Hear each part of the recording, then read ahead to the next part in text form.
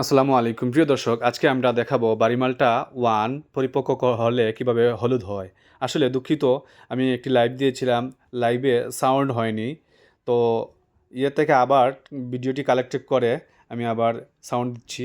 এটি আসলে বাড়িমালটা 1 সচরাচর আমরা সবুজ দেখি ফলগুলি, কিন্তু যদি সঠিকভাবে পরিপক্ক হয় তাহলে এভাবে হলুদ হবে। আজকে এটি হচ্ছে নভেম্বর মাসের 22 তারিখ। তো বুঝতেই পারছেন, অক্টোবরের 15 থেকে নভেম্বর মাসের শেষ পর্যায়ে যখন আপনারা এই গাছ থেকে এভাবে ফল পারবেন, দেখবেন এরকম হলুদ হয়ে যাবে। তো হলুদ হলে অবশ্যই এটা পরিপক্ক হয়েছে। এটার মিষ্টির পরিমাণ অসাধারণ। আমরা কেটে খেয়ে দেখেছি, অসাধারণ মিষ্টি হয়েছে। ভাবাই যায় না যে দেশি মালটা এতটা মিষ্টি হয়।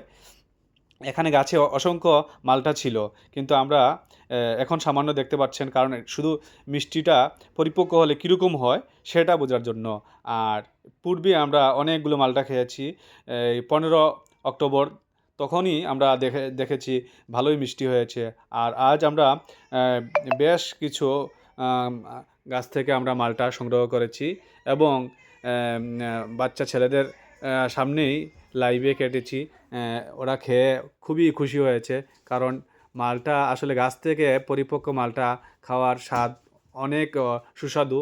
এখানে ফরমালিন ছাড়া আমরা প্রতিটি গাছ থেকে 2টি 4টি করে আজকে পারছি।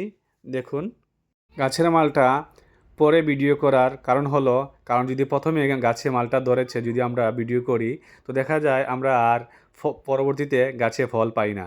এজন্য আমরা যেদিন ভিডিও করি, মনে করেন সেদিন আমাদের হারভেস্ট শেষ, এই পর্যায়ে আমরা ভিডিও করি।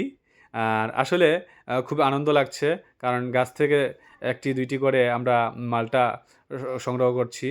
এই যে দেখুন, আমি গাছ লাগিয়েছি প্রায় 10-15টি গাছ লাগিয়েছি। এগুলো হচ্ছে বাড়িমালটা 1। আর আমরা কিন্তু পূর্বে এগুলো সংগ্রহ করে খেয়ে ফেলেছি। আর আজকে আমরা কিছু রেখেছিলাম, এটার যে নভেম্বরের শেষের দিকে যদি আমরা পরিপক্ক করে খাই, তখন এটার মানে স্বাদটা কীরকম হয় এটা যাচাইয়ের জন্য। তো দেখুন, এরকম তথ্যবহুল ভিডিও পেতে চ্যানেলটি সাবস্ক্রাইব করে পাশে থাকা অল বাটনে চাপ দিয়ে রাখুন। যখনই আমি কোনো গুরুত্বপূর্ণ ভিডিও আপলোড করব, দ্রুত আপনার নোটিফিকেশনে চলে আসবে।